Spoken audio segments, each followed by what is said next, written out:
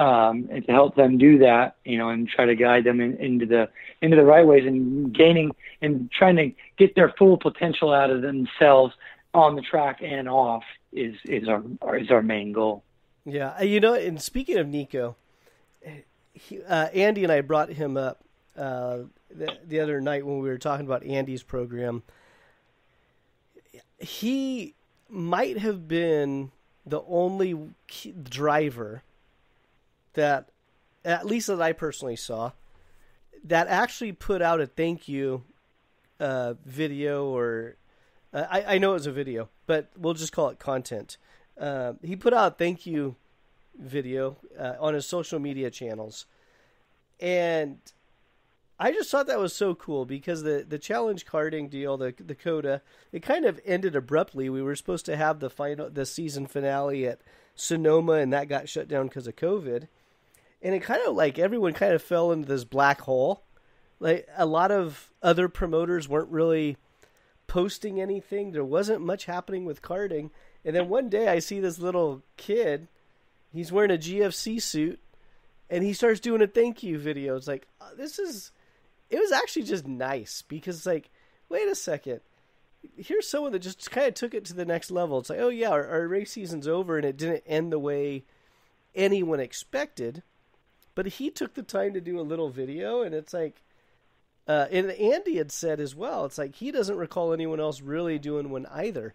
And that was a cool little touch. So if you need a professional spokesperson, maybe he's already on your team. Yeah, exactly. I mean, he obviously speaks a lot better than I do also too. So I should probably just start bringing him in and doing all the products, because obviously what's better than a good-looking, cute little kid? I mean, I know people probably don't want to see my face anymore more than they already have, so you might be onto something there. I know, and it's like Andy's under your tent, so it's like it's perfect. But yeah, no, I think, I mean, I'm really excited for the future. I mean, this project's getting bigger than I actually dreamed of this quick, and going along better than I expected, and it's really cool to have everyone supporting what we were trying to do, and it's been really heartwarming and built a lot of great relationships with many different people and already. So I mean, shout out to all my great customers, the Shimons, the Rizbarskis, the Serafatis, the Shades, the Baileys, the Ramirez's. I mean, there's so many others. I'm sure I'm forgetting the Kamara Cools. I mean, the Pickett's. Everyone's been so supportive of what I've done. All the Track Magic owners group and the Little Points, and I mean, everyone's been so supportive of trying to try to achieve the same goal, and try to help people, help these drivers, give them the best shot possible to win races, but also, provide a great environment where we're all having fun and, doing something we love with people we love doing it with. Shout out to Nick Firestone. Shout out to Nick Firestone, Jason Campbell. I mean, there's so many great people that I've been able to have underneath my tent. I mean, yeah, Zoe Edenholm. I mean, I know I'm forgetting some people now. We even had some international drivers, the Petalets from France. We had some Argentinians, the Provenzinos and the Cambrias. And I mean, it's just been so cool to have so many different people come. And even Diego Ortiz from Mexico has come to the Super Nationals with us a couple times.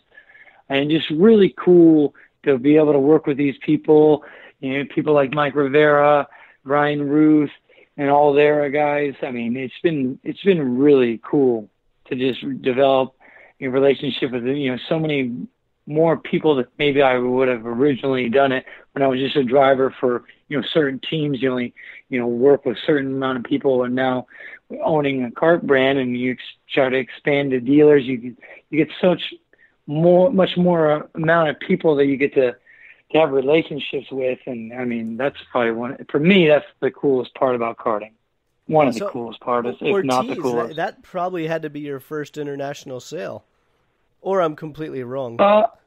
Yeah. I mean, actually, the first year that we did Supernats, I mean, actually, there was more foreigners underneath the tent than there was American drivers. I mean, like I said, we have a driver from France, we had 2 drivers from Argentina, Ortiz from Mexico. So we had a pretty diverse tent that year, and I mean, we always welcome international drivers, and it's actually a great way for international drivers that we get to test our product and see how our team works. And I think we even had a few drivers come over that were running on different teams, but they kind of saw how we ran our operation, and they even said, for this next year, they'd be wanting to talk about coming on our team. So it'd be really cool. I mean, it's like I said, it's great.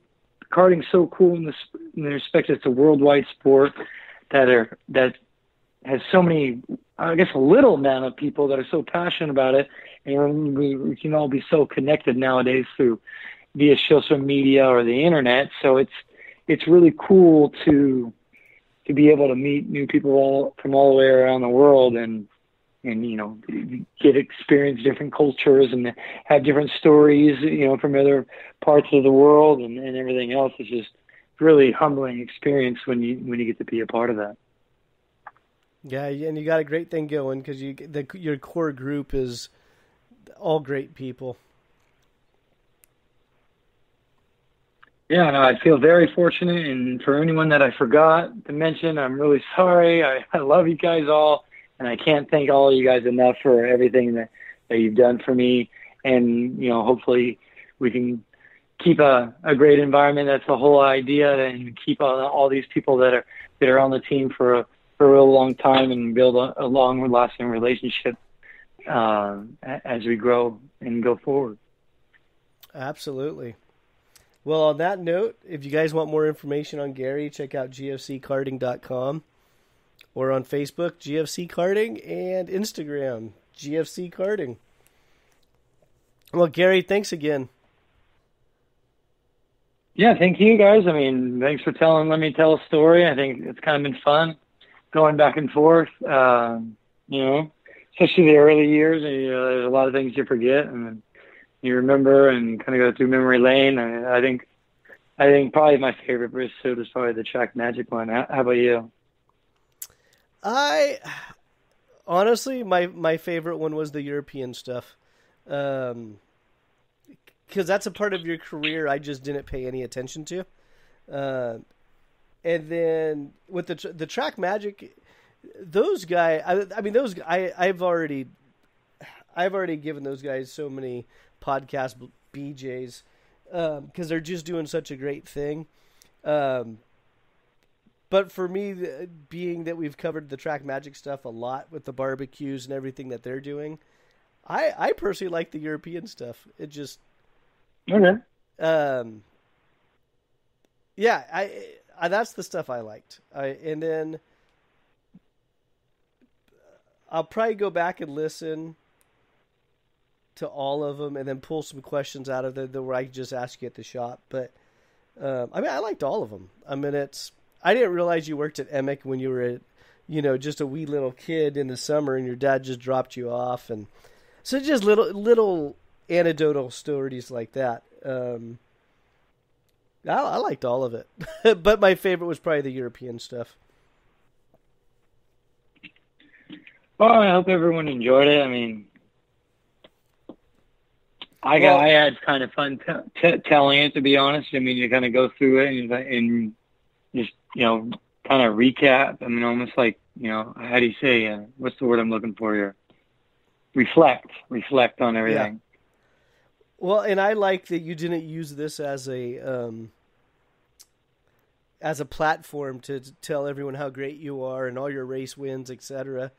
I like that. That's why I like the European stuff, because you went in what I would consider more of the heartache type stuff of I'm going to win a real, a world karting event and your engine starts to slow down. It's like, man, the heartbreak. It's just like that type of stuff.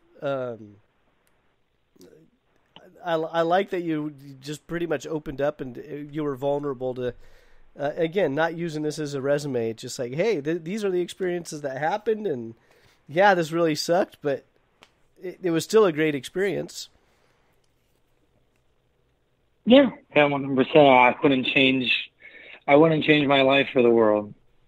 And all the experience, and like I said, I'm really excited to go on this new venture and keep the ball rolling in this and see where it takes me. Because I mean, I've been really lucky so far where karting is taking me, and just hope to keep it going. Well, in 2 weeks it's going to take you to Willow Springs. yeah. But and probably lose about two pounds worth of sweat, but it's going to be worth it. There'll be go-karts on the track. There'll be people in the paddock. I mean, all worth it. And to those that are listening, if you have the ability to go out and race and support a local track, go do it. Because karting in general is is really hurting right now. But we need to support the local tracks, because if they're not around, we don't have that grassroots level to get people into the sport to keep the sport growing. So yeah, it might be a 2-hour drive or a 4-hour drive, but try to make it the best experience you can. 100%. I mean, I always say the guy that has $10 and can give up $10 to go to the track is going to means way more than a guy with millions of dollars that wants to give up a couple $100. Yeah, the guy with the millions of dollars that gives up a couple $100 to go to the track or help somebody out, he looks like a superstar. But the real superstars are the guys, the club racers, everyone that basically uses every last ounce of money they can to enjoy the sport of karting. Go out and help them. Go give them the respect. They're in my eyes, the real heroes of karting, and they're the ones that make karting great, because they'll do anything to be at the track, so to speak. So yeah, and those are the people we're going to lose if we get if we don't support the local tracks and they start shutting their doors. So I'm actually pretty excited. You and I talked about this 4 weeks ago. It's like, hopefully when this podcast mini series is over, we'll have some race dates coming up, and it's actually starting to be that way. So to all the clubs and promoters out there, please, please, please send me your updated dates so I can get them on NorCalCarters.com and update the calendar. Because I know pretty much, I think honestly, my only current calendar that's accurate is Andy's deal. So I need dates from everybody. Yeah. I mean, I'm sure it's tough for them right now because they probably don't know exactly when they're going to all be opening up. But I'm sure, fingers crossed, in a couple of weeks, I think we'll all be very busy, which will be a great thing. Yeah. It's. I think people are going to really have their eyes paid attention to Pro Kart, and then also to Andy's deal, the California Rock Championship, to see how they're managing it. And how they're getting through the week, and only time will tell. If any of you are planning on supporting a karting event in the next couple of months, just please be patient, please be flexible, because things are going to change for all of us. So we just got to be adaptable, and just keep that in mind. Yeah, it's going to look at it as a glass half full, not half empty. That's right. All right, Gary, I really appreciate it. Oh, thank you. Thank you for letting me tell a story. Yeah, no problem. Anytime. Let's see how you do after Phoenix, and we'll have you back on for a recap. Okay, sounds good. Yeah, well, maybe you ask your listeners. I mean, you've had a lot of me on your show. Maybe they don't want to hear me anymore. You know what? If they don't want to hear it, then they can call in and they can be my guest. So okay, open invite to anyone that wants to come on and be a guest. Or you're going to hear Gary again.